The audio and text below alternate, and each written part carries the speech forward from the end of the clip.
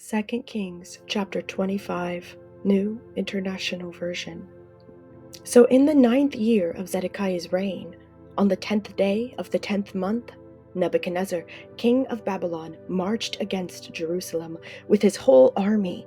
He encamped outside the city and built siege works all around it. The city was kept under siege until the 11th year of King Zedekiah. By the 9th day of the 4th month, the famine in the city had become so severe that there was no food for the people to eat. Then the city wall was broken through, and the whole army fled at night through the gate between the two walls near the king's garden. Though the Babylonians were surrounding the city, they fled toward the Arabah. But the Babylonian army pursued the king and overtook him in the plains of Jericho. All his soldiers were separated from him and scattered, and he was captured. He was taken to the king of Babylon at Riblah, where sentence was pronounced on him. They killed the sons of Zedekiah before his eyes.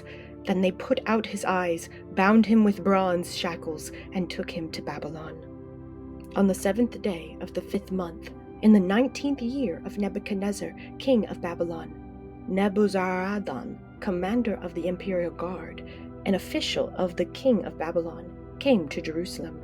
He set fire to the temple of the Lord, the royal palace, and all the houses of Jerusalem.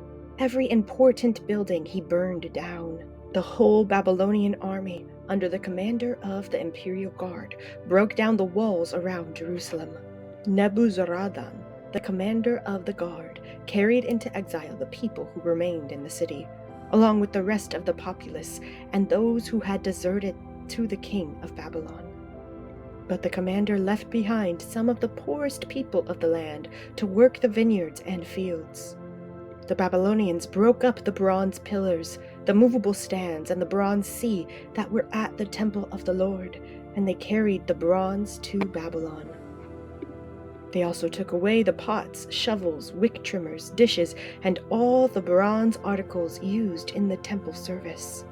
The commander of the imperial guard took away the censers and sprinkling bowls, all that were made of pure gold or silver.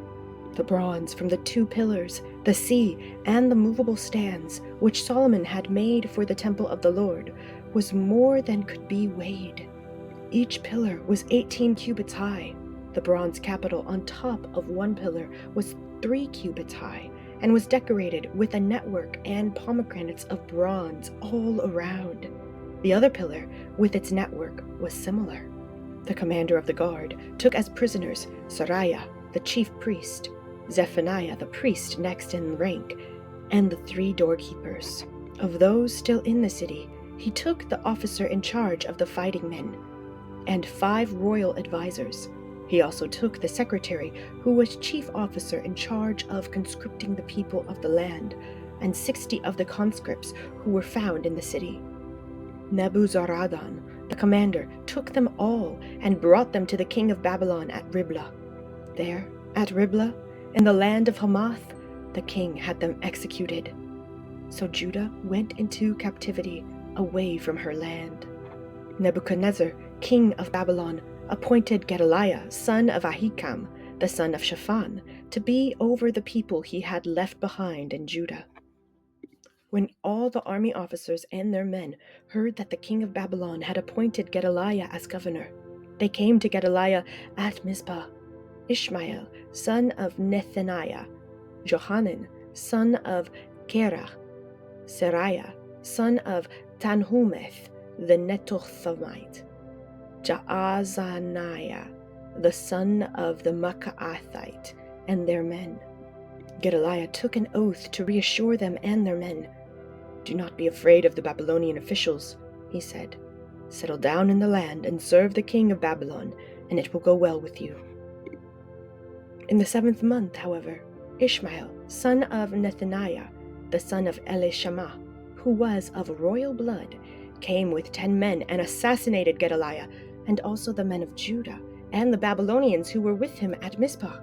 At this, all the people from the least to the greatest, together with the army officers, fled to Egypt for fear of the Babylonians. In the 37th year of the exile of Jehoiachin, king of Judah, in the year Awel-Marduk became king of Babylon, he released Jehoiachin, king of Judah, from prison.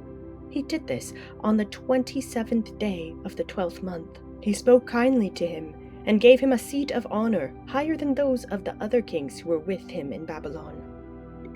So Jehoiachin put aside his prison clothes, and for the rest of his life ate regularly at the king's table. Day by day, the king gave Jehoiachin a regular allowance as long as he lived.